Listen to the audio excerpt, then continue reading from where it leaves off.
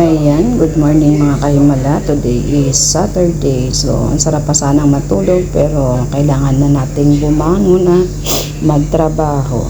Ayan, muni-muni muna guys habang nakahiga at nag-iisip ng trabaho na naman sa maghapon.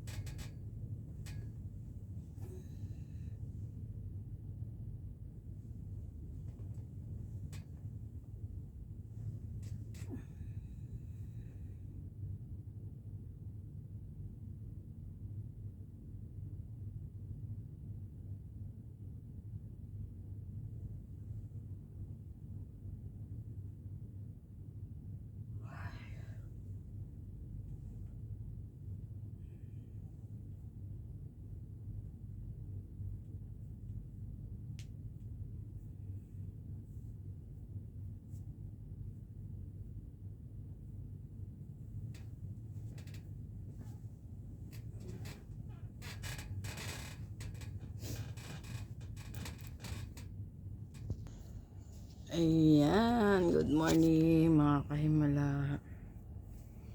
Today is Sabado na. So, kagising lang natin guys. 8:30 na ng umaga.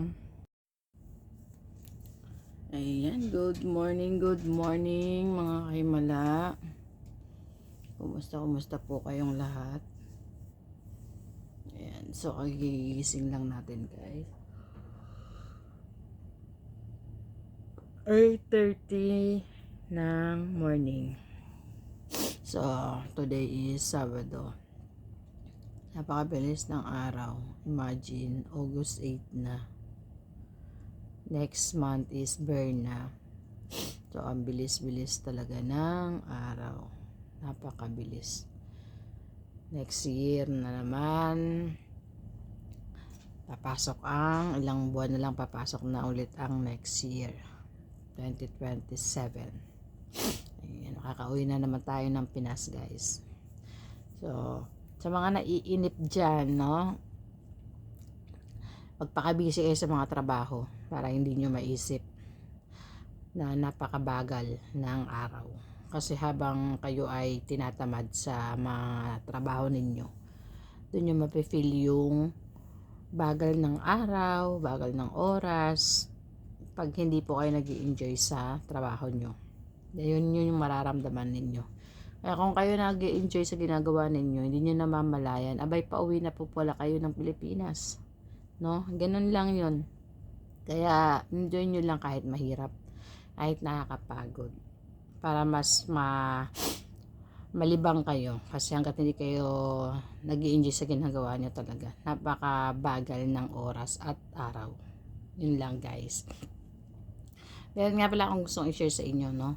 Yung kaibigan namin sa kabilang bahay, dun sa nanay ni Madam. Ibang lahi-kalahi na Indiana, guys. So, 6 months na siya. Medyo hindi siya nagugustuhan ng amo ng nanay ni Madam. So, nabigla siya na papalitan siya. Kagabi, masama yung loob niya, umiiyak siya. Kaya sabi namin, nagsabi ako sa kanya na, huwag mong iyakan. Kung alam mo naman sa sarili mo na ginagawa mo yung best mo sa trabaho, bakit kailangan mong umiyak? No? Masyado kasi mareklamo yung nanay ni Madam sa trabaho. Pero hindi naman talaga malinis siya trabaho. Tapos nakikita siya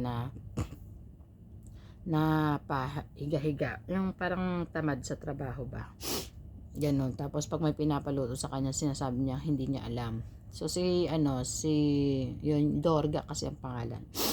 Nagtrabaho siya sa Oman 6 months, 6 years siya sa Oman. So, ibig sabihin, may experience talaga siya. So, pag inuutusan siya, pag may gustong ipagawa sa kanya, sinasabi niya na hindi niya alam. Nung nakaraan, Thursday nandun kami, kahit nung last week pa, madalas sa akin magpaluto yung kapatid ni Madam na babae, na bunso. Ngayon, sinabi ko sa kanya, bakit ako ang magluluto ng pagkain mo? Kumbaga, inano ko ba siya? Kasi nga may katulong. Bakit ako magluluto ng pagkain mo? Ang kako, diyan naman kako yung katulong mo. Sabi ng kapatid ni Madam, hindi daw marunong. Hindi daw niya alam kung ano yung pinapaluto nung kapatid ni Madam. Ang lulutuin lang naman guys is pasta lang naman. Plain ano lang naman, yung gulay ang pinakasahog. Yun lang naman, wala namang iba, walang halong sarsa, wala, plain lang. Tapos gulay lang yung pinaka panahog doon sa pasta niya. Na-post ko yun eh. Yun yung niluto ko para doon sa kapatid ni Madam. Kaya sinabihan ko yung katulong, bakit hindi mo to alam? Gulay lang naman kako, ihahalo mo dun sa pinaka-pasta niya. Hindi ka baka kung to nagluluto dun sa oman. Hindi daw. Kasi hindi nga daw talaga niya alam. So, hinayaan ko na lang kasi nga hindi nga daw alam. Pero tinuro ko sa kanya para in case na magpaluto ulit, alam niya. Then, nung Thursday guys, nagpagawa sa akin ng sandwich. Itlog lang ha, itlog lang. Tapos nilagyan lang ng kamatis at saka nilagyan lang ng bell pepper na green. So, tinawag na naman niya ako.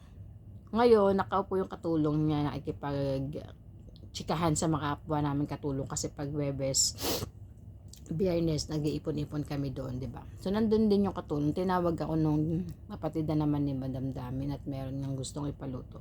Gawa ko daw siya ng sandwich. Sabi ko, andyan yung katulong mo. Sabi ko. Tapos, sinabihan ko yung katulong. Magpapagawa ng sandwich yung amo mo. Nahanamapi malum. Sabi nung katulong, di daw niya alam. Di, ako na naman ang gumawa. Sinabihan ko siya, sinama ko siya sa kusina. Alika, sabi ko, bakit hindi mo ako to alam? Tinapay lang naman. Sabi ko, talaga bang ayaw mong gawin? Kasi imposible naman yung mga ganong gawain is hindi mo alam. Tinapay lang. Palaman mo ng omelette. Lalagyan mo lang ng kamatis at siling green eh, hindi mo alam. Kaya naisip ko kagabi nung umiiyak siya. Nung siguro nabigla siya na papalitan na siya. Sinabihan ko siya, bakit ka umiiyak? Kung alam mo ako sa sarili mo na ginagawa mo yung trabaho mo ng maayos, wala kang dapat iiyak. Maging proud ka pa sa sarili mo. Na kung ayaw ka nila, di wag. Ayaw nyo sa akin, di wag. Ganon dapat. Pero bakit ka ako umiiyak? Sabi ko sa kanya, dahil inaayawan ka nila ngayon. Kasi nagulat siya na papalitan siya. So may bagong katulong doon kagabi na papasok sa bahay na yon, magkatrabaho. Ngayon nagtaka ako, bakit may bagong mukha? Ginanon ko ba yung mga kasama namin na nandun, yung mga kapwa ko kadama. Bakit ka kami bago? Sabi, hindi nga rin daw nila alam. Ako mosa ako. Nagtanong ako ngayon doon sa baba, bakit ka kami bagong katulong? Yun nga sabi nila, papalitan daw yung katulong doon nga sa taas. Bakit papalitan? Ilang buwan pa lang ako yun. 6 na buwan pa lang. Yun nga, inaayawan siya guys. So yun, umiiyak siya kagabi. Ngayon, sinagsabihan ko siya hanggang abang nandun yung mga kapwa namin kadama na bakit ka umiiyak? Huwag kang umiiyak. Kung alam mo sa sarili mo na ginagawa mo ng maayos yung trabaho mo, wala kang dapat iiyak. Kahit ayawan ka nila. Kung ayawan ka nila, edi sabihin mo, edi kung ayaw nyo sa akin, edi ibalik nyo ako sa agency. O kaya kung ayaw nyo sa akin, bilan nyo ako ng ticket, uwi ako. Ganon. Huwag kang umiyak. Kasi kung iiyak ka, dahil pinalitan ka, ibig sabihin, hindi mo ginagawa yung trabaho mo. 'Di ba? Kung ikaw, alam mo sa sarili mo na ginagawa mo yung trabaho mo, ginagawa mo yung best mo para maging ano ka talaga sa kanila, yung karapat-dapat ka na magtrabaho para sa kanila, wala kang dapat iiyak. 'Di ba? Yun ang sabi ko sa kanya kagabi habang kinakausap ko siya. Talagang umiiyak siya. Sama na loob niya na sabi niya sa akin, bakit nila ako papalitan? Sabi ganyan nung katulong. Hindi ba ako marunong maglinis? Hindi ba ako marunong maglaba? Hindi ba ako marunong magluto? Hindi dapat, alam mo yun sa sarili mo. Ginawa mo ba yung best mo para hindi ka palitan nila? Kaso nga, yung mga ganong simpleng trabaho nga hindi mo ginagawa. Yung paglilinis ng bahay, hindi mo inaayos. So nakikita daw ng amo na natutulog lang sa maaga pa lang natutulog na. Ano bang ginagawa sa gabi? Bakit hindi ka matulog ng gabi? Alas 11:30, alas 11, umaakyat na sa taas para matulog. Tapos pag umaga, tulog din daw sa sala. Kaya yun, ang daming reklamo ng amo. Kaya yun, namin siya kagabi na ginagawa mo, ko siya na kung ginagawa mo yung trabaho mo, wala kang dapat iiyak. Mas matuwa ka pa. Kung ayaw nila sa'yo, di wag. Di maghanap ka ng iba. Ihanap ka nila ng iba o balik ka nila.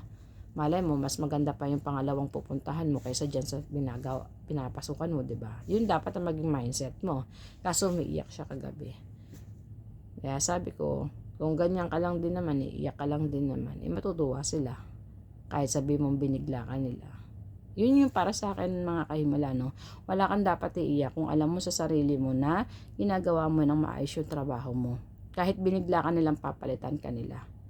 Mag-iisip ka ngayon, bakit mo papalitan? Di ibig sabihin, hindi ko ginawa yung kailangan kong gawin. Hindi sila satisfied sa ginagawa ko. Ganun lang yung magiging ano mo dun eh. Magiging mindset mo, di ba? Kasi kung ginagawa mo yung trabaho mo ng maayos, hindi ka nila basta-basta papalitan. Ikaw mismo ang aayaw. Ikaw mismo yung ayaw sa kanila, kaso sila umayaw sa'yo. Ibig sabihin, hindi mo talaga ginagawa na maayos yung trabaho mo. Ganon yung para sa akin, guys. So, sa inyo na lang, guys, kung ano yung magiging opinion nyo sa aking pinagsasasabi ngayong umaga. Okay, good morning and God bless everyone. Ako po ay bababa na. Magre-ready na rin ako para sa maghapong trabaho.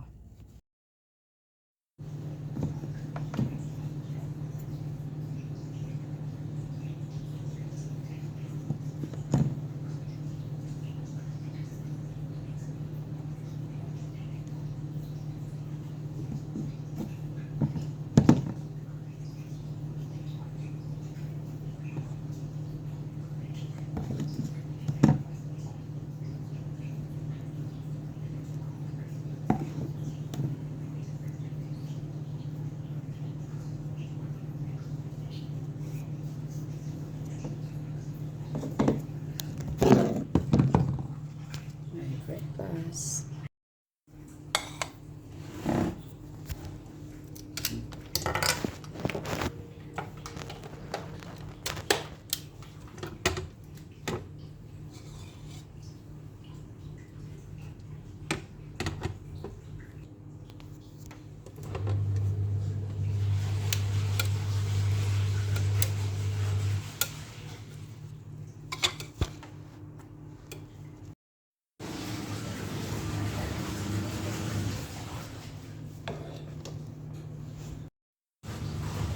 So, ayan mga kaimala, no? Bago tayo mag-start, habang may nakasalang akong labahin, kape tayo. And then, gumawa ko ng peanut sandwich, guys. So, ito lang muna yung ating breakfast. Kain tayo.